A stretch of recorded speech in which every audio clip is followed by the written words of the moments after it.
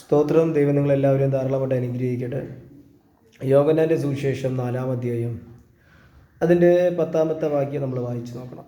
അപ്പോൾ അത് ഒരു ശമരിയ സ്ത്രീയെക്കുറിച്ചുള്ള കാര്യങ്ങളൊക്കെ എഴുതിയിട്ടുണ്ട്. ആ ശമരിയ സ്ത്രീക്ക് 5ഓളം ഭർത്താക്കന്മാരുണ്ട് എന്നൊക്കെ നമ്മളത് വായിച്ചിട്ടുണ്ട്. പക്ഷെ അത്രയും ഒരു നീചമായ അവസ്ഥയിലിരിക്കുന്ന സ്ത്രീകളെ നമ്മൾ വേറൊരു പേരിട്ട് വിളിക്കാറുണ്ട്. എന്നാൽ ശമരിയ പട്ടണത്തിനകത്ത് സ്തോത്രം യേശു വന്നപ്പോൾ ദൈവത്തിന് മഹത്വം അതിൽ പറഞ്ഞിരിക്കുന്നൊരു സംഭവമുണ്ട്. അവരെ വിളിച്ച പേര് നീ ദൈവത്തിൻ്റെ ദാനമാണ്. നീ ദൈവത്തിൻ്റെ ദാനമാണ്. അതായത് യേശു വെള്ളം കുടിക്കാനായി ചോദിച്ചപ്പോൾ ആ ഒരു സംഭാഷണത്തിൻ്റെ ഇടയിൽ യേശു അവരെ മുഖത്ത് നോക്കി പറഞ്ഞു നീ ദൈവത്തിൻ്റെ ദാനം.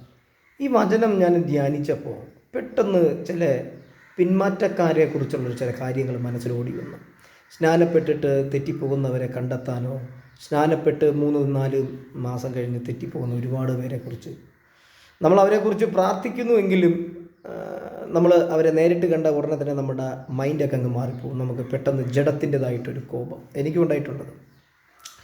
പക്ഷേ ഈ വചനം ധ്യാനിച്ചിട്ടുമ്പോൾ പരിശുദ്ധാത്മാവ് പെട്ടെന്ന് തന്നെ അതിൽ ചൂണ്ടിക്കാണിച്ചൊരു വാക്കാണ് നീ ദൈവത്തിൻ്റെ ദാനം. ഈ ഒരു ഒറ്റ പദം സ്തോത്രം പറഞ്ഞപ്പോൾ തന്നെ ശരിക്കും പറഞ്ഞു കഴിഞ്ഞാൽ ശമരിയക്കാരിയുടെ ഹൃദയത്തിൽ അത് കൊണ്ടെന്ന് വേണം പറയാൻ. പിന്നത്തതിൽ പറയുന്നതെന്ന് പറഞ്ഞാൽ നീ ഒരു പ്രവാചകനാണ്. യേശുവിൻ്റെ മുഖത്ത് നോക്കി സ്തോത്രം ഇവർ പറയുന്ന 2-ാമത്തെ 3-ാമത്തെ ഒരു പദമാണ് നീ ഒരു പ്രവാചകനാണ്.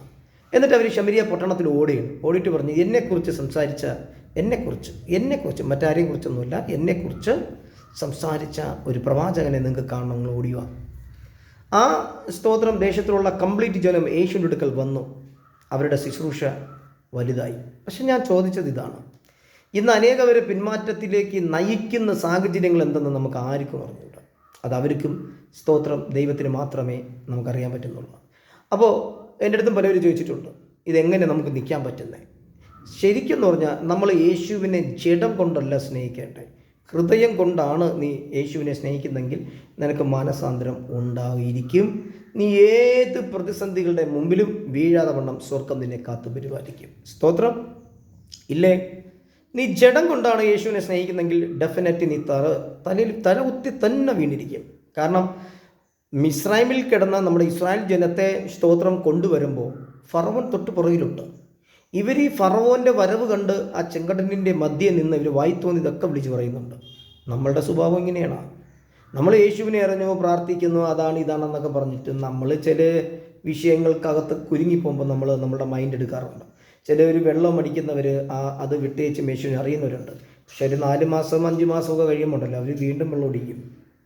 അതിൻ്റെ ഒരു ടേസ്റ്റ്, അതിൻ്റെ ഒരു മൈൻഡ് അവരുടെ ചിന്തയ്ക്കകത്ത് ഇങ്ങനെ കിടക്കും. പക്ഷെ അവർ ഈ നേരത്തെ പറഞ്ഞ പോലെ വചനം വായിക്കുകയോ പ്രാർത്ഥിക്കുകയോ വചനത്തിൻ്റെ ആഴത്തിലോ അവർ ഇറങ്ങുന്നില്ല. പകരം അവർ പാസ്റ്റേഴ്സിനെ ബഹുമാനിക്കും. പാസ്റ്റർമാർ അവരോട് എന്ത് പറയുമോ അവരത് ചെയ്യും. പാസ്റ്റർമാരെ ദൈവമായിട്ട് അവർ കാണുന്നത്. യഥാർത്ഥത്തിലെ പ്രവാചകൻ എന്ന് പറഞ്ഞാൽ ആരാണ്? യേശു ശമരിയ സ്ത്രീയോട് സംസാരിച്ചപ്പോൾ അവർ പറഞ്ഞു നീ ഒരു പ്രവാചകൻ.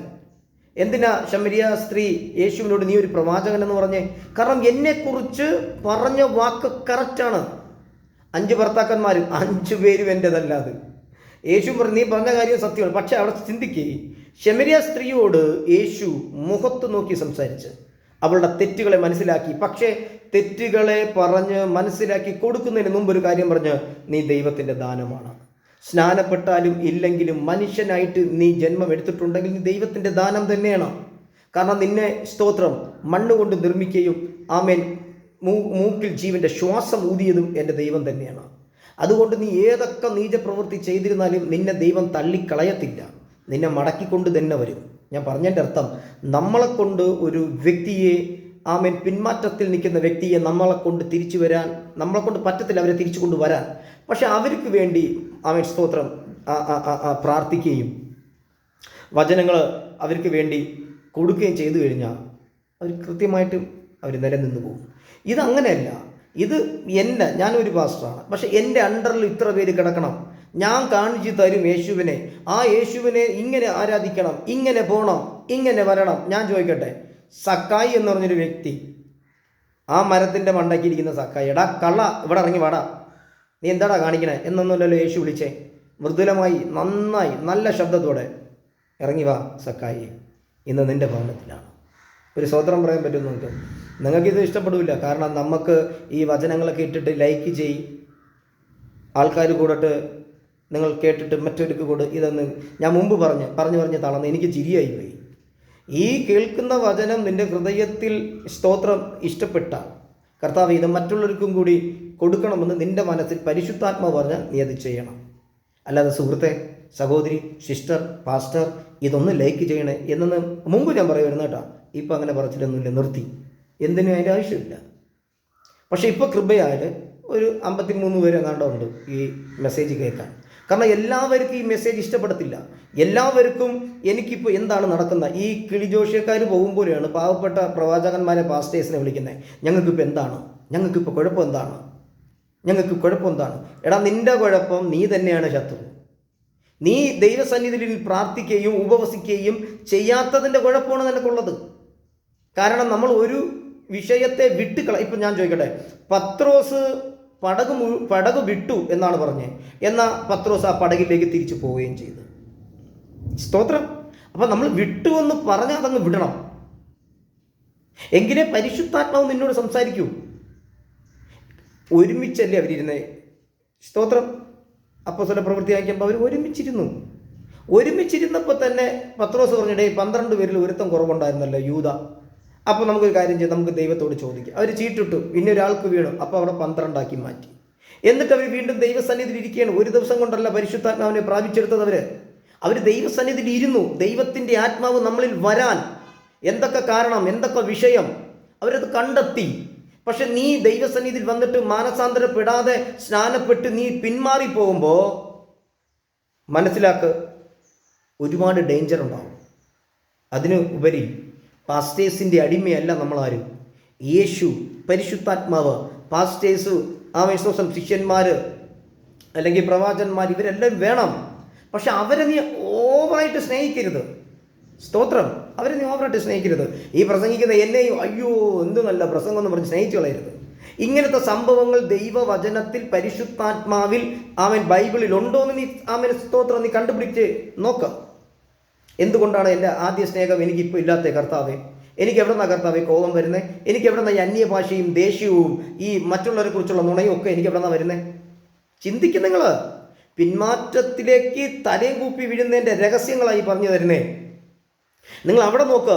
ആ ശമരിയ സ്ത്രീ ആ ശമരിയ പട്ടണത്തിനകത്ത് മുഴുവനും യേശുവിനെ കുറിച്ച് പറഞ്ഞു. അവരെല്ലാം യേശുവിൻ്റെ അടുക്കൽ വന്നപ്പോൾ ആ ജനം പറഞ്ഞത്, ഇനി നിൻ്റെ ആവശ്യമില്ല, ഞങ്ങൾ ഡയറക്റ്റായിട്ട് യേശുവിനോട് സംസാരിച്ചോളാം. നിങ്ങൾ ബൈബിൾ വായിച്ചു നോക്ക്. പക്ഷെ ഇപ്പം നമ്മളാണെങ്കിൽ ഞാൻ കൊണ്ടുവന്ന ആളാണ്, ഞാൻ കൊണ്ടുവന്നതായിരുന്നു. ഇപ്പം നമ്മളൊക്കെ ഒരു ബഹുമാനവും ഇല്ല. ഇപ്പം ഈ പാസ്റ്റർക്ക് പുതിയ ആൾക്കാർ മതി. കണ്ട, ഇങ്ങനെ സംസാരിക്കാൻ നിനക്ക് ആരായി ബുദ്ധി പറഞ്ഞു തന്നേ? എടാ, നിന്റെ ജോലി അവിടം വരെ ഉള്ളൂ. ആ വ്യക്തിയെ കൊണ്ടുവന്നു യേശുവിൻ്റെ മുമ്പിൽ നിർത്തി, അത്രയേ ഉള്ളൂ, അങ്ങോട്ടില്ല. പക്ഷെ നീ പറയുന്നത് എന്തുവാ? ഞാനാണ് കൊണ്ടുവന്നത്, സഭയിൽ ഇത്ര ജനത്തെ ഞാനാണ് കയറ്റിയത്, ഈ പാസ്റ്റർ എങ്ങനെയുണ്ടെന്നൊക്കെ ഇപ്പം നമുക്ക് നല്ലതായിട്ട് അറിയാം. ആദ്യം പാസ്റ്ററെ പൊക്കി പറഞ്ഞു, അയ്യോ ഇങ്ങനെ ഒരു പാസ്റ്റർ ഭയങ്കര സെറ്റപ്പുള്ള പാസ്റ്ററാണ് കേട്ടോ. പക്ഷെ ഒരു 3-4 ദിവസം പുതിയ കുടുംബം വന്ന് തുടങ്ങിയപ്പോൾ ഇതേ നാവ് കൊണ്ട് തന്നെ ആ പാസ്റ്റർ ശപിക്കുകയാണ്. അങ്ങേരെ കുറിച്ചൊക്കെ എനിക്ക് നന്നായി അറിയാം, അങ്ങേര് ശരിയല്ല. ഇത് ഏതാത്മാവാ? ഇങ്ങനെ പറഞ്ഞ് എത്രയോ പാസ്റ്റേഴ്സിൻ്റെ നല്ല ബന്ധത്തെ മുറിച്ച്, ദൈവവുമായിട്ടുള്ള എല്ലാ ബന്ധത്തെയും തെറ്റിച്ച്, സ്തോത്രം, നല്ല നല്ല പാസ്റ്ററുമായിട്ടുള്ള ബന്ധങ്ങളെ മുറിച്ച്. ചിന്തിക്കും നിങ്ങൾ. പിന്മാറ്റത്തിൻ്റെയും നിൻ്റെ പ്രാർത്ഥനയ്ക്ക് ദൈവം മറുപടി തരാത്തിൻ്റെ ഇതൊക്കെ ബാക്ക്ഗ്രൗണ്ടാണ്. നീ ചുമ്മാ പ്രവാചകന്മാരോട് കൂടി ഓടുകയാണ്. ഞങ്ങൾക്ക് എന്ത് കിട്ടി, ഞങ്ങൾക്ക് എന്താണ്, ഞങ്ങൾക്ക് അതാണ്, ഞങ്ങൾക്ക് ഇതാണ്. സുഖിപ്പിക്കുന്ന പ്രവാചകന്മാരല്ല നിനക്ക് ആവശ്യം. ശമരിയ പട്ടണത്തിനകത്തിൽ എണീറ്റ് നിന്ന് 5 ഭർത്താവിനോട് കഴിയുന്ന നീ മാനസാന്തരപ്പെടണം എന്ന് പറഞ്ഞ ഒറ്റ ആൾ നസറേനായ യേശു. നിങ്ങൾ ചിന്തിച്ച് നോക്കപ്പാ. എന്നാൽ അവർക്കതൊരു കുറ്റമായിട്ട് കണ്ടില്ല. അവർ പറഞ്ഞു, യെസ് ശരിയാണ്, നീ ഒരു പ്രവാചകനാണ്, എന്നെക്കുറിച്ച് സംസാരിച്ചൊരു പ്രവാചകൻ. ഇന്ന് നമുക്ക് അതാണ് ഇഷ്ടം. നമ്മൾക്ക് ഇപ്പോൾ എന്ത് കിട്ടും? എൻ്റെ മോൾക്ക് ഏത് രാജ്യത്ത് നിന്ന് ഭർത്താവ് വരും, ഞാൻ ഏത് കാർ എടുക്കും, ഞാൻ എത്രത്തോളം പോയി. എടാ, മരിച്ച് നീ ഇവിടുന്ന് പോയി കഴിഞ്ഞാൽ ഇവിടുന്ന് ഒന്നും കൊണ്ടുപോകലോടെ പോയി. പരിശുദ്ധാത്മാവാണ് നിന്നെ മേളിലോട്ട് കൊണ്ടുപോകണമെന്ന് മറന്നു പോകരുതേ. ഞാൻ പറഞ്ഞത് ശ്രദ്ധിക്കുക, നന്നായി ശ്രദ്ധിക്കുക. കുറ്റപ്പെടുത്താനോ കുറ്റം പറഞ്ഞാലോ ശ്രദ്ധിക്കുക. പിന്മാറ്റത്തിൽ പോകുന്ന ഒരു വ്യക്തി നീ കണ്ടാൽ നീ അവന് വേണ്ടി പ്രാർത്ഥിക്കുക. ഓടിക്കയറി അവനോട് സംസാരിക്കരുത്. കാരണം അവനെ ഭരിക്കുന്നൊരു ദുരാത്മാവുണ്ട്. അതാണ് യേശു പറഞ്ഞ, ഒരുവരിൽ നിന്നൊരു ഭൂതം പുറത്തു പോയി കഴിഞ്ഞാൽ വേറെ 7 എണ്ണത്തിനെ കൊണ്ട് വരുന്നേ. അത് അവ അനുവദിച്ചത് കൊണ്ടാണ്. അതിൽ എഴുതിയിട്ടുണ്ട്, എൻ്റെ വീട് എൻ്റെ ഭവനം എന്നാണ് സാത്താൻ പറയുന്നത്. അപ്പോൾ ഒരു വ്യക്തി മാനസാന്തരപ്പെട്ടാലേ അവൻ എന്തിനു ചെയ്യാൻ പറ്റത്തുള്ളൂ. ആമേൻ, സ്തോത്രം. അതുകൊണ്ട് എന്നെ ഇതിൽ കൂടി കേൾക്കുന്നവർക്ക്, ആമേൻ, പിന്മാറിപ്പോയ വ്യക്തികളെ നീ കണ്ടാൽ അവന് വേണ്ടി നീ പ്രാർത്ഥിക്കേ. പരിശുദ്ധാത്മാവ് എന്ത് തരുന്നുവോ അത് അവനോട് സംസാരിക്കുക. ചിലപ്പോൾ അവൻ തിരുന്തി വരാൻ പറ്റും. അല്ലാതെ കൈ ഒടിച്ച് കാലും അടിച്ചു കൊടുക്കാൻ കർത്താവ് ഞാൻ എന്ത് പറയാൻ, അങ്ങനെയൊന്നും ഇതുവരെ ജീവിതത്തിൽ ചെയ്തിട്ടില്ല ഈശോ ആരെയും. മാനസാന്തരത്തിലേക്ക് തിരിച്ചു വരാൻ നിങ്ങൾ ശ്രദ്ധിച്ചു നോക്കുക. ആ സ്ത്രീ ഓടി നടന്നു, ശമരിയ സ്ത്രീ ഓടി എല്ലാവരോടും പറഞ്ഞു. പക്ഷേ യേശുവിൻ്റെ അടുക്കൽ വന്ന ജനം പറഞ്ഞു, ഇനി നിന്റെ സഹായം വേണ്ട. ഞാൻ ചോദിക്കട്ടെ, അവരെന്തുകൊണ്ട് കുറ്റം പറഞ്ഞില്ല? ഞാനല്ലേ നിന്നെ വീട്ടിൽ നിന്ന് വിളിച്ചിറക്കിയത്, ഞാനല്ലേ അത് ചെയ്തത് ഇത് ചെയ്തത് എന്നൊന്നും അവർ പറഞ്ഞില്ല. അവരുടെ ഡ്യൂട്ടി അത്രയേ ഉള്ളൂ. ഇങ്ങനെ നീ തെറിച്ച് സംസാരിച്ചാൽ നിന്റെ കോപത്തിനകത്ത് സാത്താൻ കയറും. ഹല്ലേലൂയ, സ്തോത്രം. ശ്രദ്ധിക്കുക, ആരെയും പുച്ഛിച്ചതല്ല, ആരെയും ഇത് പറഞ്ഞതല്ല. നീയും കർത്താവുമായിട്ട് ഒരു ബന്ധം വേണമെങ്കിൽ പരിശുദ്ധാത്മാവ് നിന്നിൽ വസിക്കണം, നിന്നിൽ വരണം. ഞങ്ങൾക്ക് വർഷങ്ങൾക്ക് മുമ്പ് ഞങ്ങൾ ഒരുപാട് പാസ്റ്റേഴ്സിൻ്റെ കൂടെ നടന്നവരാണ്. അവരെല്ലാം ഞങ്ങളെ പഠിപ്പിച്ചില്ല, ഞങ്ങളെ ഇടിച്ച് താഴ്ത്തി. പക്ഷെ അത് നല്ലതിനെന്ന് ഞാനിപ്പോൾ പറയും. എന്തെന്നറിയാമോ? ആമേൻ, യേശുവിനെയും പരിശുദ്ധാത്മാവിനെയും കുറച്ചുകൂടി ഞങ്ങൾക്ക് അറിയാൻ പറ്റി.